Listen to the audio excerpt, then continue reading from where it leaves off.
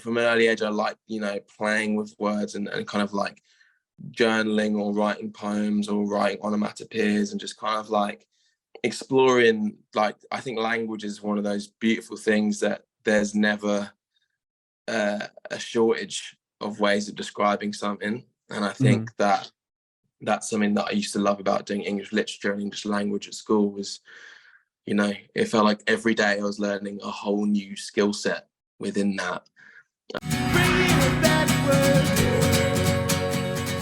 Hey, Josh, how's it going? Good. How are you? I'm doing well. I appreciate you doing this. Of course, man. All good. Thank you for having me. Of course. I'm Adam, and this is about you and your journey in music, and we can talk about the new album as well. Okay. Sweet. Sounds good. Awesome. Whereabouts are you? Where are you coming in from? I'm asking the same thing. I'm in Brighton in the UK, man, along the seafront. Oh, beautiful. I'm in Nashville, Tennessee. Love Nashville.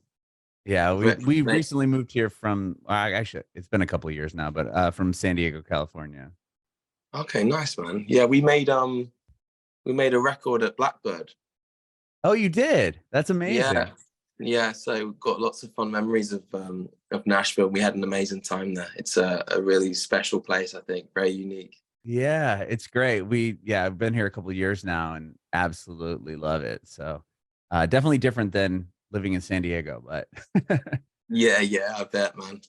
I can't remember there being too many seaside places in Nashville, so I don't think it's anywhere near the coast, is it? No, it's in the middle. It's about like 6 hours. I think the closest beach, you have to drive all the way south through Alabama, like the Alabama, Florida kind of border there. That sort of spot, yeah. Yeah. Well, awesome. So, whereabouts were you born and raised? So I was born in a hospital in London in Hammersmith, and then grew up in a place called Weybridge, Surrey, which I guess is it's the southwest of London. It's kind of, it's about 25 minutes on the train from the centre of London, but it's kind of also in near Berkshire and Berkshire, which is kind of like Reading Festival is probably about 25 minutes from where I grew up. Wow. In the car, so yeah. Would you go check that out as a kid? Yeah, so I went to Reading for the first time when I was, so basically it's kind of like a rite of passage when you pass your, I guess what would be high school exams, like when you're 16, you go to Reading Festival. At least that's what you did where we were from growing up in Surrey. So yeah, me and all my high school mates went there. And then the following summer was the first time we ever played it in 2007. So wow. Our history is kind of like I went there once and then the next year I was playing it. And yeah. That's incredible. Yeah, pretty wild. Pretty wild. Wow. For sure. Well, it was a cool place to grow up, man, for sure. That's awesome. I mean, yeah, because it sounds like you're close to, obviously, to the Reading Festival, but then 25 minutes into London. That's awesome as well. Yeah, so I guess all the growing up, all the shows I would go to would be at most of them aren't around anymore, but the London Astoria was a venue that I'd go to a lot. A lot of the Drive-Thru Records bands would play there, or the Mean Fiddler, which is next door. But going to hardcore shows at the Underworld or the Dome in Tufnell Park. So it was cool because I had that sense of having a local community and a local music scene, but then I could be watching, my favorite bands in front of 2,000-3,000 people just 20 minutes down the road on the train. So it's pretty cool in that sense. So yeah, it was a big plus being where we were, and also where we're from. It's kind of also, I guess, the countryside. So yeah, it was kind of quite a small town, and everybody kind of knows everyone's business. But then, yeah, it was weird. But it was a good childhood. Yeah, then you're close close enough to this to. I mean, that's really close to London, 25 minutes. How did you get into music? Do you come from a musical household? I guess yes and no, in the sense that neither of my parents play. Mum reckons she's got a voice. But it was from, honestly, it was from my older sister, Alyssa. When I was growing up, she'd always be playing piano in the living room, which is where the TV was also. So I'd be like gaming, and she'd be just writing songs and playing her favorite songs on the piano. So when I was like 12 and started secondary school, I said to my parents I wanted to play an instrument, and originally I wanted to play the drums. And my mum and dad were like, we can't afford a drum kit, but we can get you this sweet as nylon string acoustic guitar. So I started basically learning classical guitar in secondary school. And I remember turning around to my teacher, Dr. Nyung, one day and just being like, this sucks, man. I don't want to learn how to play Blackbird by the Beatles. And he was like, well, what do you want to do? And I was like, can I show you music that I listen to and you teach me how to write songs like that? Which I guess was kind of a strange thing to do. So we were like knocking out, you know, Senses Fail and Finch on his acoustic guitar. And like, I'm like, oh, he's like, I think the song's in drop D. So like, you know, I was writing songs in drop D when I was like 13, 14, just like being like, yeah, I'm going to get a plaid shirt and pretend I'm Ace Enders. So that was kind of, that was kind of how I got into it, was, I guess, him as a teacher, just not pushing. He was like, music isn't about, you know, scale. It is, but it's like, if that's not how you see music, as scales and fucking passing exams and all this sort of stuff within the instruments, he was like, if you just want to be a songwriter, I can teach you some chords, and then I can show you chords that work. And then, you know, every now and then he taught me some, you know, pretty basic stuff, but it was just somebody more that I could like soundboard off, if that makes sense, and bounce off. And, you know, and also because the way we did it at our school was that you basically, however long your musical lesson was, it was 45 minutes to an hour out of class, which was always a touch. So like, you know, he'd be like, what kind of classes do you hate? And I'd tell him, and he'd always try and do it in the rota that way, so I'd miss class I didn't like. So yeah, he was awesome, man. He was a seriously cool guy. But that's awesome. Did you do you still keep in touch with him at all? Like, have you reached out? I haven't spoken to him for a number of years. I got asked to go back and do like a talk at my secondary school. And then I can't remember what happened, but it didn't really plan out. But there was, I mean, it's, you know how like people are, oh, I met my bandmates at school. Like I met Max, our guitarist, in a mosh pit at one of our local gigs in another band that I was playing in. And he was wearing a Drive-Thru Records like polo top. And I was like, it's for where we grew up, like I said, like it's, yeah, you could be in the city, not too far amount of time, but it was really like a kind of countryside town.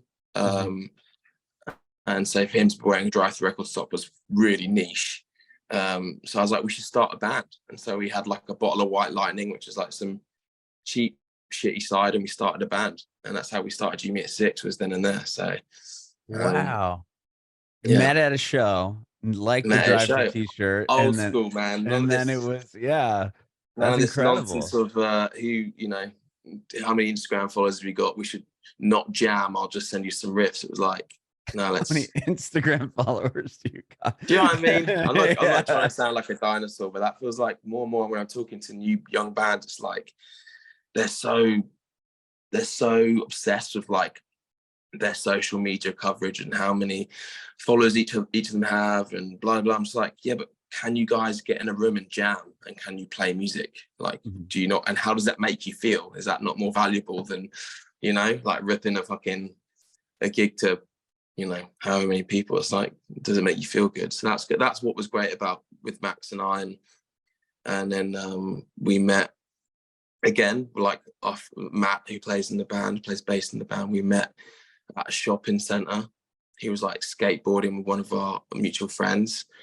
And I was like, fuck, we need another guitarist because all the cool bands have 2 guitarists.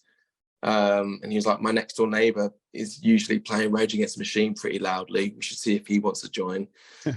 And then it was so it was all like, and then I think all the other 4 dudes Dan included, went to musical college together.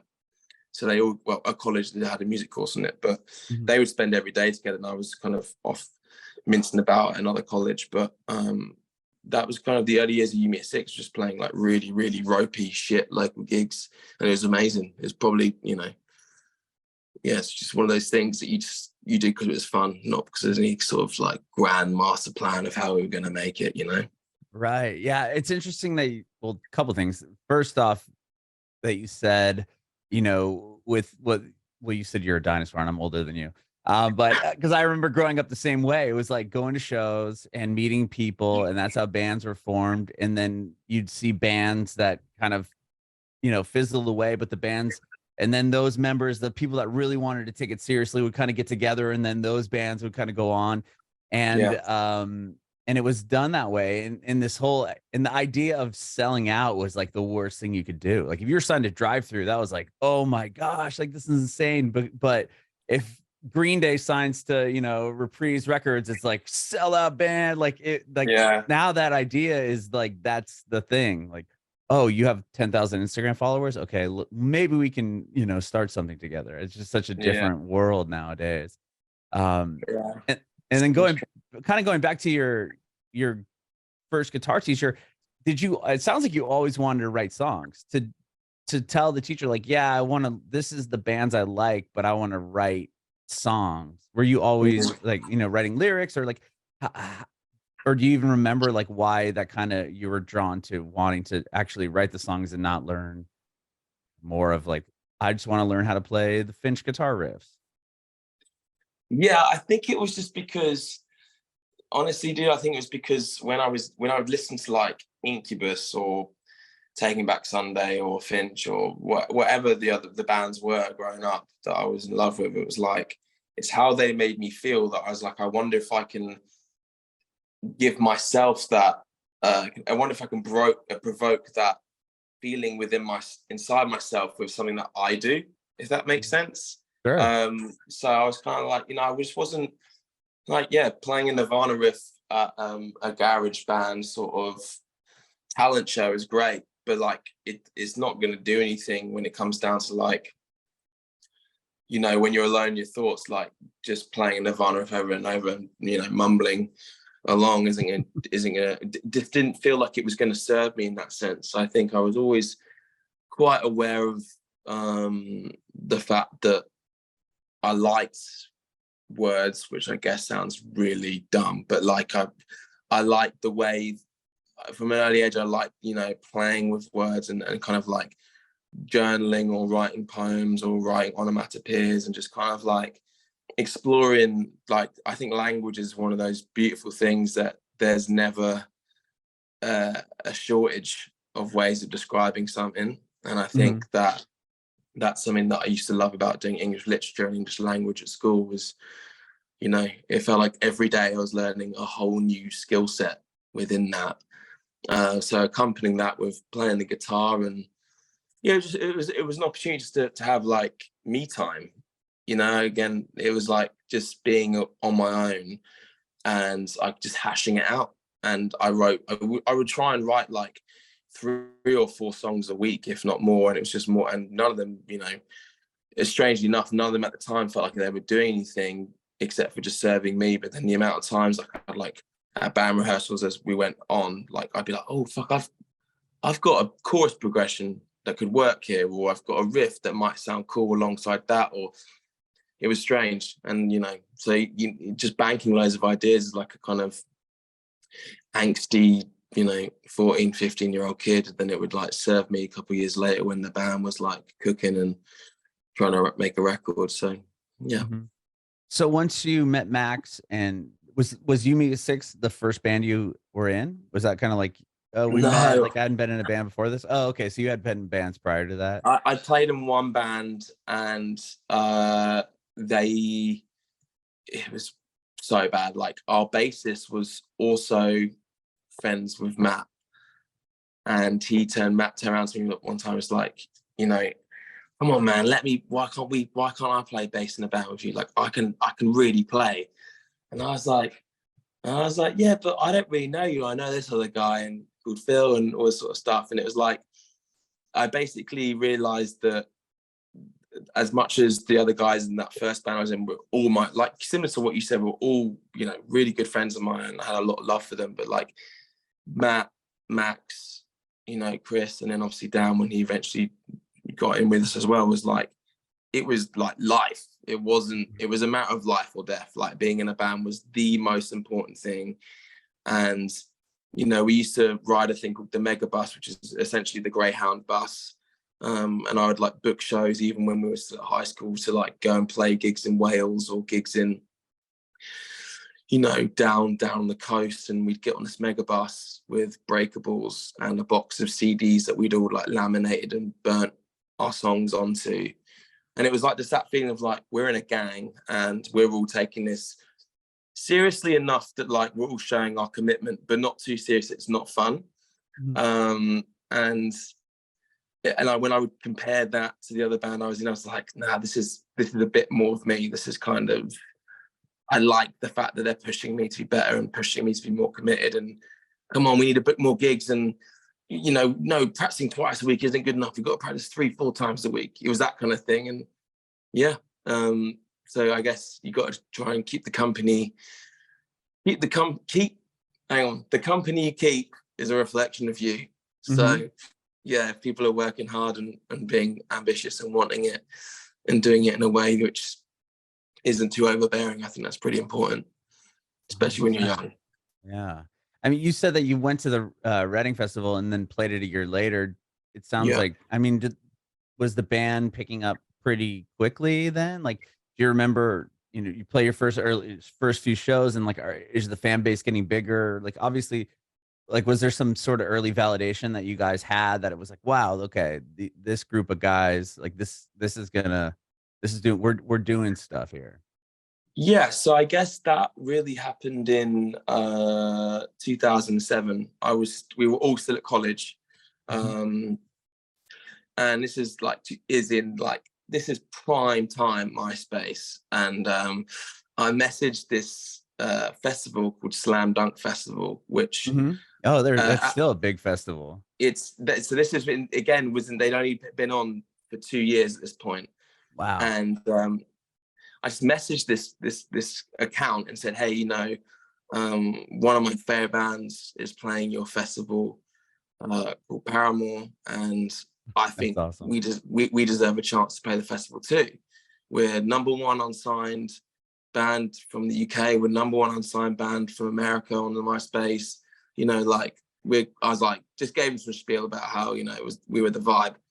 But you guys, real quick, you guys were doing really well on MySpace. Like your songs were, I guess, streaming at that time really well. Yeah, and but we hadn't played any gigs outside of London and Surrey at this point. We'd literally only played like, oh no, that's a lie. That summer that we left high school, we played like a bunch of shows in like Bristol and Cardiff and Brighton and places that you could basically get pretty cheap down on this Mega Bus thing. And then I remember just messaging this account and giving them spiel and said, listen, I can't put you on a festival of our size. So at this point, it was like a 2,000 cap festival, pretty small. He's like, I can't do that because I don't know if you're any good, but I've got a gig. Literally, a band's just dropped out. You can come support Sayerson at this 250 cap venue in Leeds, but the gig's tonight. And I was like, well, we can't get there. None of us drive. Anyway, my friend at the time was a local promoter, and he's like, look, I'll organize everything. I'll organize you a van. We'll go up. Just get the band all in one place and I'll pick you up. So we went and played Leeds that night, which doesn't sound too much, but driving like 5 hours in England. I know in America, you guys fucking love to drive for hours and hours to even a show. I don't know if we love it, but you're 100% correct. I mean, the whole state of California is like 10 hours. Yeah. So like, if you were dating somebody and like, oh, I live 3 hours away, that's not a problem. Do you know what I mean? No, whereas like sure. In England, it's a problem. So we drove 5 hours up there. Didn't tell our parents because they would have been like, what are you doing? You're 16 years of age, you're not driving. So I was 16 at this time. And we drove up to Leeds. We played this gig. It went horribly. But we got talking to this guy called Ben Ray. And I basically said, I'll come. I basically just annoyed him. I was like, come on, man, please put us in this festival. And then a week later, he sent me an email saying, look, you can come play it. So we went back, and then his best mate was an agent, and Ben was like, look, I want to try and manage you, and I reckon I can get you an agent if you want. He does like Fall Out Boy and Panic at the Disco and all the Fueled by Ramen bands, basically.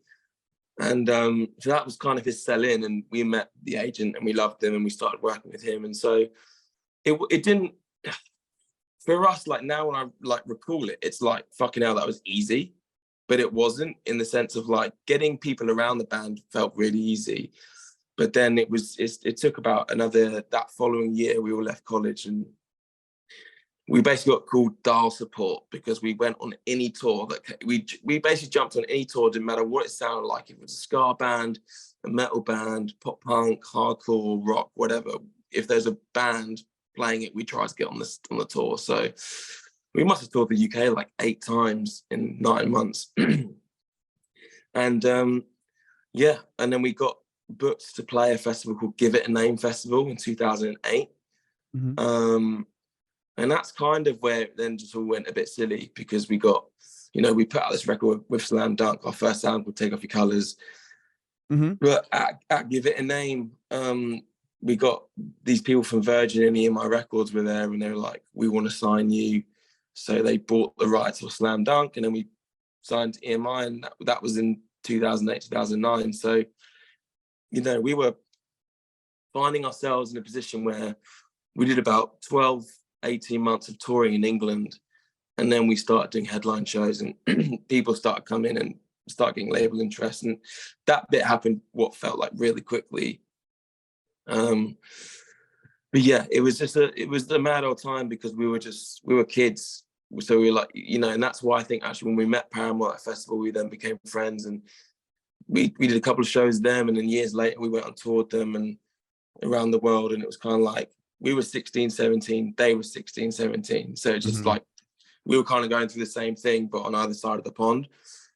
And that's how we bonded. So yeah, it was weird. So we were doing stuff like headlining the London Astoria, which is like 2,000 people as an unsigned band when I was 18. So it was stuff like that, which was unheard of, honestly, at that time from our scene and that world. So much so, I think any of the bands that had done it before us were the Arctic Monkeys and the Darkness. So damn, it was kind of like a strange cut, and that's how we kept on getting all this attention. So much so that I think we went out to South by in March 2009. Was that your first America trip? Or first American trip, yeah. And we got we booked it all, and then Epitaph got so nervous that we might meet another label that we really liked, that they signed us before even seeing us, hearing really any of our next record, anything like that. So then they signed us, and then it was like, well, we better come and tour America. So then we did Warped Tour in 2009. So again, doing all this shit when we're like 18, 19 years of age for a band from the UK. I didn't know you guys signed to Epitaph. Did you? What record did you put out on Epitaph? We put out Take Off Your Colours on Epitaph. Because it was okay. Now I remember from what I was reading. It was Brett. That's crazy. I mean, to get a message from him. Were you a Bad Religion fan? Honestly, I hadn't really grown up on that Californian like punk music, and I didn't understand. And I didn't, honestly, it wasn't until we did Warped Tour where I thought I knew like what the US music scene was saying and what was up, and I had no idea. And then you do like that complete circus of a festival, and you meet so many incredible people, and you experience so many incredible things. That I think Bad Religion even played some of those shows on that summer. I noticed, so it's pretty. So like, I didn't really know what the deal was Brett, and then you start talking like these older bands, like you don't get it, like you've just signed like to the coolest label from our scene, and he's a real proper music person and stuff. So that was really great. Yeah, I mean, Epitaph. It was like Epitaph and Fat Records are like the biggest, indie labels are essentially they're as big as like a major label. Yeah. I mean, in the bands that they keep and hold, I mean, that's huge to sign to Epitaph. Yeah, it was mad. But again, like it was this thing that's like we had no concept of it's not so it wasn't that we because sometimes I've said this before to the people that are like, oh, so you didn't really like value what was happening. And it wasn't that. It was just it was all happening so quickly that the only option we had to do was to then set a new milestone and keep moving the goalposts, which I think is why things just continued, like our rise, especially over in England, was so quick compared to others because we were constantly like, that's cool, but what's next? And it was just, we did that for like 3-4 years. And then, it just got out of hand in terms of our trajectory. So it was like, at the time, I didn't really know. And it was only when I, then started spending more time in the States and really, because I think we did Warped Tour and then suddenly Alternative Press were like, oh, we're going to book you for our Alternative Press tour with these bands. And so like, again, this thing of like, we just done Warped Tour, we're signed to Epitaph, and now we're in with, arguably one of the biggest alternative publications for music in the world, Yeah, especially for the bands that you enjoyed, especially growing up. I mean, alt press is like all those drive through, Taking Back Sundays, all those bands. I mean, Victory Records bands, like that still is like their, direct audience.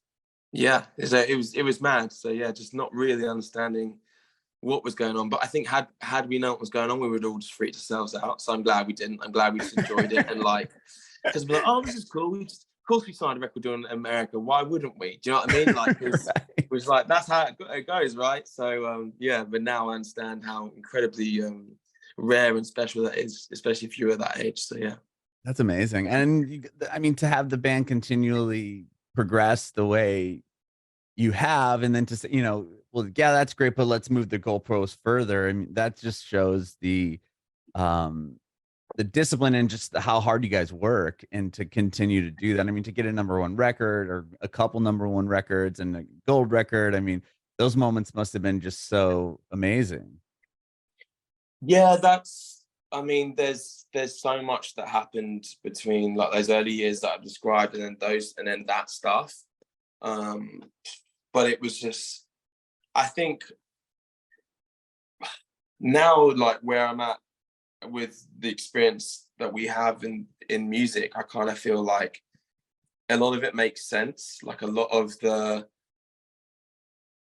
success came from just a relentless and fearless kind of work ethic. And it was, there was, I know that look, the other thing is that there's loads of bands that worked really fucking hard and toured relentlessly and it just didn't happen. So first and foremost, there's like an unbelievable amount of luck and right place, right time, right people, moments, seizing them.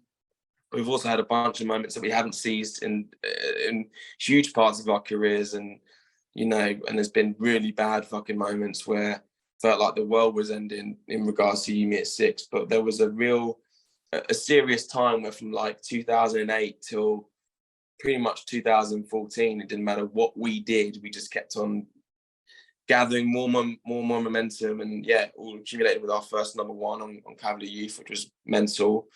And we made that record at NRG Studios, and made it with Neil Lavron, who again as a producer, when I heard that he was like up for doing it, I was like, this is the guy that fucking done Fall Out Boy in Linkin Park, and bands from fucking Weybridge, Surrey, don't even end up in the same sentence as this human being, let alone working with them. So there's just so many mad fucking things. Like, yeah, we were very, very lucky.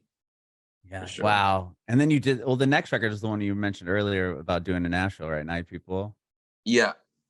That's cool. That was wicked. It was, again, it was like, so we did like, I think every band, if they're honest, from our scene, if they get this far in, they make that record where they think, well, we need to try something different because we've done all this other stuff, which worked perfectly, but now we don't want to just be known as like a pop punk band or an emo band. So instead we're going to do, fucking hell, here he is. We're going to do a record that's like, and that was like we're going to try and be mature and wear leather jackets and make a record in Nashville. And drink smoky whiskey and smoke cigarettes and fucking be dickheads. Do you know what I mean? Like, that was our era of Yumi at 6, and it was fucking awesome. We had a great time, but like, you know, we were just like, oh, we should go make a record with Jakir because he's a badass and he made Only by the Night by Kings of Leon, and we should go and spend like fucking 300 grand making a record of Blackbird, and you know, just completely all this ridiculous shit.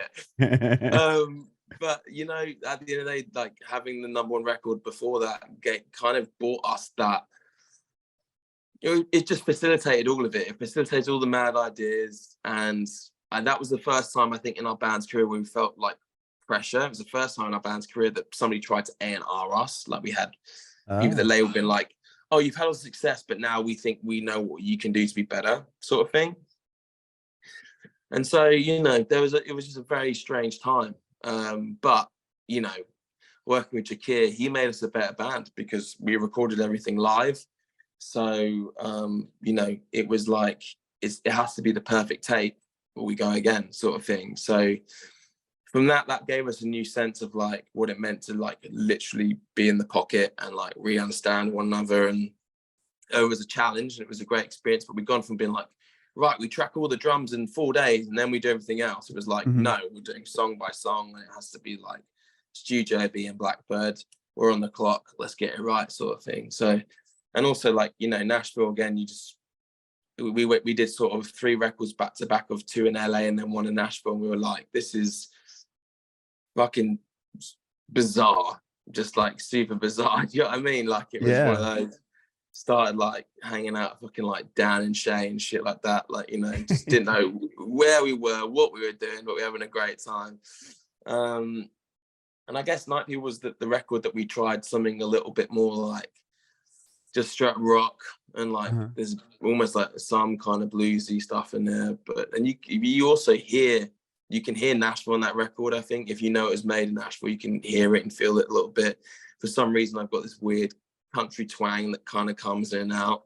Yeah, bizarre. Just hanging out there and hearing the accent for a while. Yeah, exactly. Like, oh, right, okay. I have a little skip in my voice now. I do it, but no, it was a great time, man, and yeah, incredible place to do something like that. And you did the 6 and then back in the UK, right? You recorded it there. We made our next records. And that was interesting because that was our first record where we'd left like the major label system. So we were no longer with EMI or Virgin, and we did 2 records, Cavalier Youth and Night People, with BMG, who were trying to, you know, get a marketplace as a masters as well. They've been a publisher before that. And so now we've joined this company called AWOL, which is very much like it's just, you know, a licensing deal. Like, they give you a bit of a budget and you put stuff together. So it was cool because we kind of went back to like, I don't want to call it DIY because that would be doing people that work at AWOL a real disservice, but it's very much like you build your team, bring everybody in, you know, you outsource everything from radio plugger, TV plugger, press, you know, and and what was the first thing we said as soon as we went now, having Night People, which was great, but the A&R situation, we're like, we don't need it. This is our, you know, our 6th record, and we don't need somebody telling us how to make music. We just want to go off and do it, and we just want a label that trusts us, that, you know, we'll do it with conviction, and people will either fucking dig it or they won't. But can we not do this soft bullshit where we're, you know, to make you feel better, you come down to the writing sessions or recording sessions, and like we don't need that. We'll just give us a budget, we'll make it, we'll send it, and then we'll put it out. And that was wicked because they were like, it's all about that. It's all about that. It's obviously energy, but that relationship of, you know, you're the musicians, we're just here to try and facilitate and help where we can. So, and we've had a great time with it, you know, since then, because we've put all our records out with them. We've set up our own imprint there. And then we also thought, right, fuck it. If they just give us a budget, we can just start traveling the world again and making records. We made Sucker Punch in Thailand, which was a complete trip. And then we just made Truth Decay in Santorini in Greece. So we've sort of used the recording process as just an excuse, as a vehicle for us to go traveling. So I That's think we're doing it killer. right. Yeah. Wow. Yeah. And Sucker Punch came out as a #1 record as well. So it was like, it's interesting that they would want to put, or the label would want to put kind of an A&R in your corner when you had such a track record of success kind of without that, on Blackbird or at Yeah, I Blackbird. think, Sorry. you know what I think happens is that I think there was a real anxiety around the fact that a new guy came in, a really brilliant guy actually called Marshall, and we tried to leave the label after Cavalier Youth like really hard. Mm-hmm. And he basically like, look, I'll let you do whatever you want. I'll let you spend what you want, go where you want, whatever you want. You just can't leave. You got to do a record with me. And we kind of all fell in love with him as like a bloke. We're like, fuck it, it's called up. We'll give him another record. And then we didn't realize that one of the conditions was that, there was going to be 3 or 4 people like trying to be like, hey, you should go and write with this person or write with that person. I was like, nah, doesn't feel good doing that. And so I think we all got inside our own heads, including them. And, but one of the main things that come out of that whole process was a song called Take on the World, which is, ultimately become, one of our biggest songs. It got used for loads of really cool sync stuff and just opened a completely different door for the band in that sense. But yeah, so it wasn't all, and also we got to work with Jakir King, who was again the bucket list producer for us. So in our time, we got to work with, Garth Richardson, Neil Lavron, and Jakir King, 3 really decorated and respected producers and engineers. It was like, that whole era of working with a major label wasn't a bad thing, and I don't have any regrets doing it. Sure. But since then, it's been great just to kind of, we've been working with our friend Dan Austin, who's awesome, and it's just an extension of our band. So it's like, there's no bullshit. As soon as we turned up, we did one song with him to see if he liked us, to be honest. And we all decided that we should do the record, and that was it. And we've been working together ever since. So it's as simple. That's amazing. You said you guys did Truth Decay in Greece, and yeah, and Sucker Punch was in Thailand. The pandemic happened kind of between with Sucker Punch. Was that a record that you were able to, I guess, did that affect like the writing process of that album at all, or? No, so strangely enough, we did Sucker Punch in September, October, and November of 2019. Oh, interesting. And so the plan was Sucker Punch was meant to be a summer release for 2020.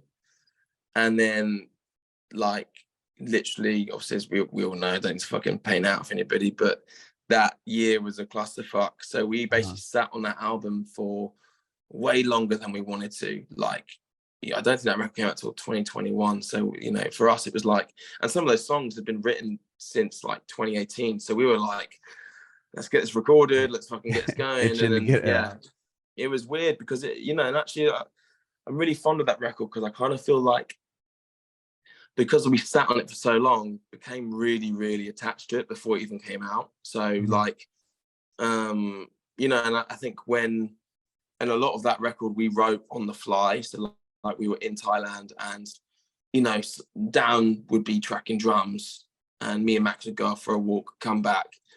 Max would do guitars and that, and then me and Dan would go write another song and be like, we should do that tomorrow. Or Max, we were all pitching in, and that's why as a record, it's not really cohesive.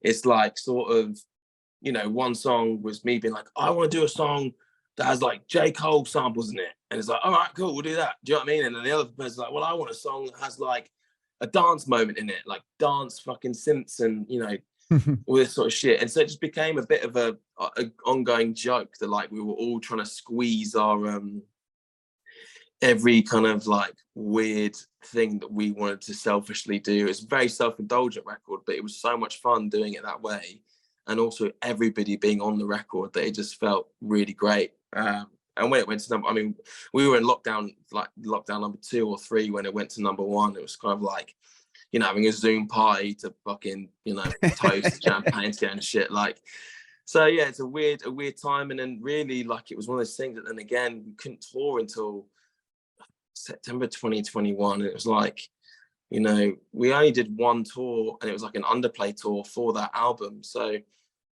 you know, a lot of those songs never really got their turn, but we knew we had to turn our attention to another record pretty soon, because you know how people are these days, in that sense that everyone's ready for the next thing now, yesterday. Yeah. You know? Yeah. So you can't really mess about for too long in that sense. But yeah. So Yeah, Truth Decay were songs. I mean, to have those other ones done in 2019, I'm sure you were writing obviously after that record's done, and then the pandemic happens. You guys are waiting to put the album out. Are you working on those songs that eventually came out on Truth Decay? Tell you what, I didn't write a single song through that whole pandemic. Oh wow. I was, you know, when people are like, oh, I started baking, or I got really into fitness, or I did this. Yeah. I was like, yeah, that's really awesome. I got a subscription, with a wine company called Laithwaite's Wine, and they would send me 12 bottles of wine every week, and they were like from all over the world. And my thing was, how many Netflix series can I nail?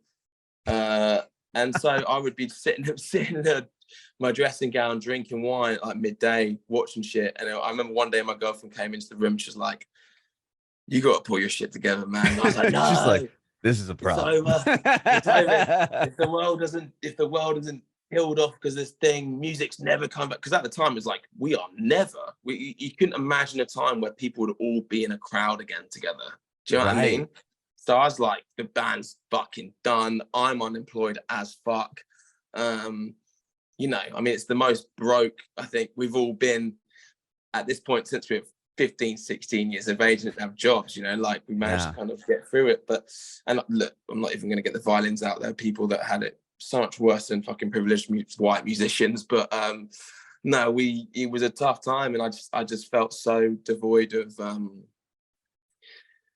of any sincerity or anything that, like, I was like, I can't be asked to put myself in something where I don't know if anything's going to come of it. So we actually wrote Truth Decay, or at least the music of it, on like 3 Airbnb writing trips. So we went on sort of late 2021, and then again with the label, with AOL, we basically lied and said we'd written the whole record, it's good to go.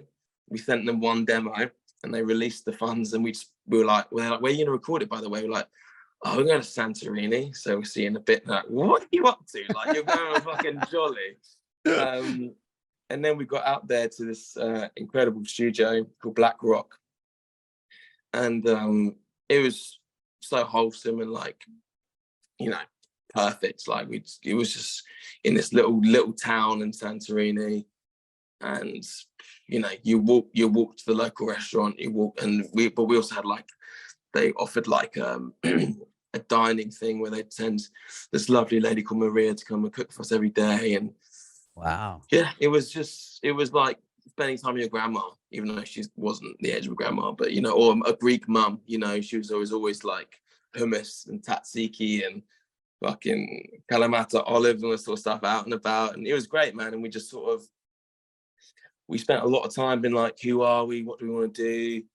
Blah, blah, blah. And then it's like, look, we need to write songs that have us jumping up and down and screaming the words in each other's faces. Otherwise, let's just use it as a holiday and go home, you know? So until we got to that point, didn't know if that record was even going to come out of that process, to be honest. But it did, and it was great. And, you know, a record that I think we're all really collectively really fond of, because because we sort of went backwards to go forwards. We revisited a side of the band that was familiar, if that makes sense, like pop punk, emo music. Like, we were like, oh, we know how to do this, but now what if we use all the experience of making a record in Nashville and making Sucker Punch, where we started using all these other instrumentation and synths and, you know, other elements, and how can we pull all that experience into making the record that we were making when we were teenagers?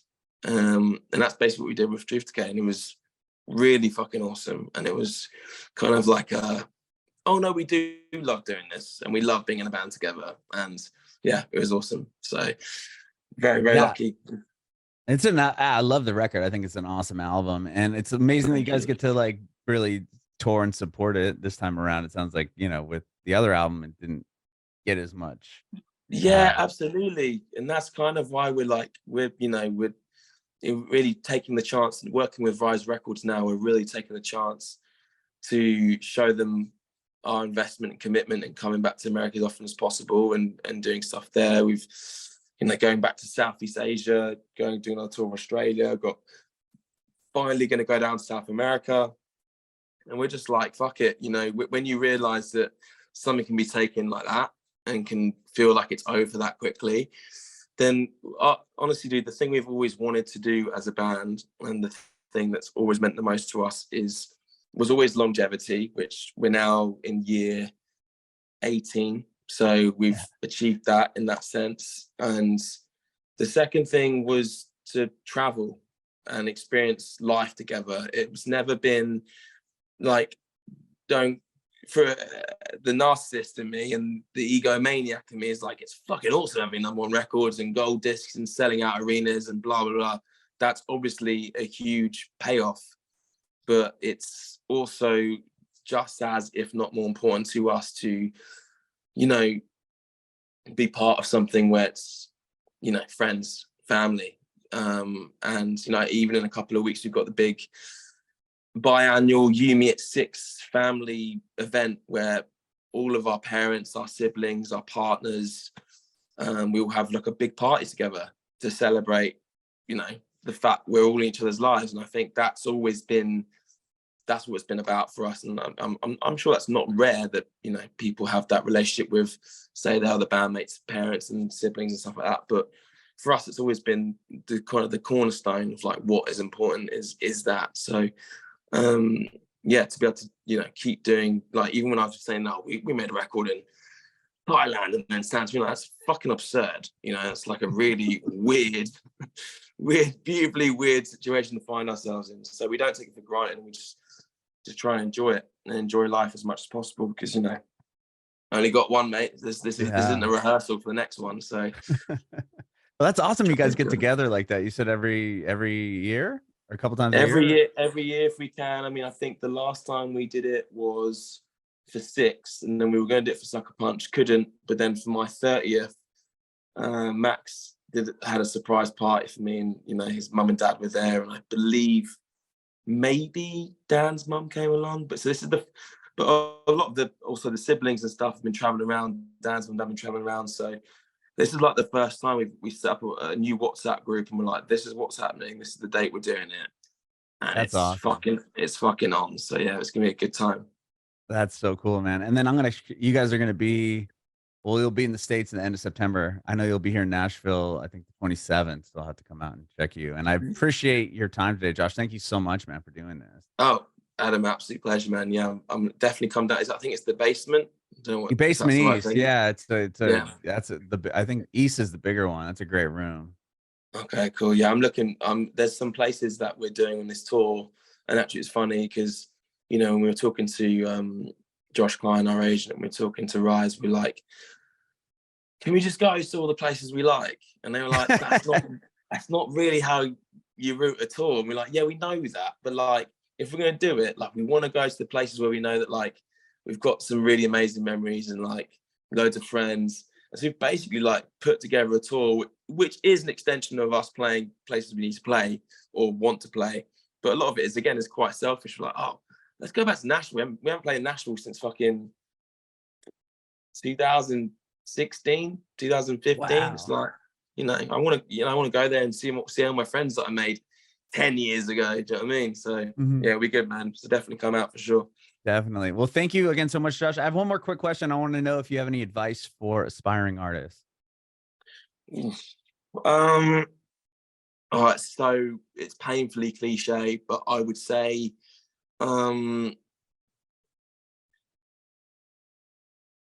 trust your gut instincts, and if you measure success based on how others measure your success, you're going to fail. So have your own goals, and success can be playing to 10 people in your local bar and fucking loving it, like really getting something out of it. don't compare yourself to others. You're in a race with no one but yourself. And try and surround yourself with people that would starve with you as well as eat with you. And if you do that, then, you know, you got a pretty good chance of at least failing with a smile on your face versus being successful and miserable.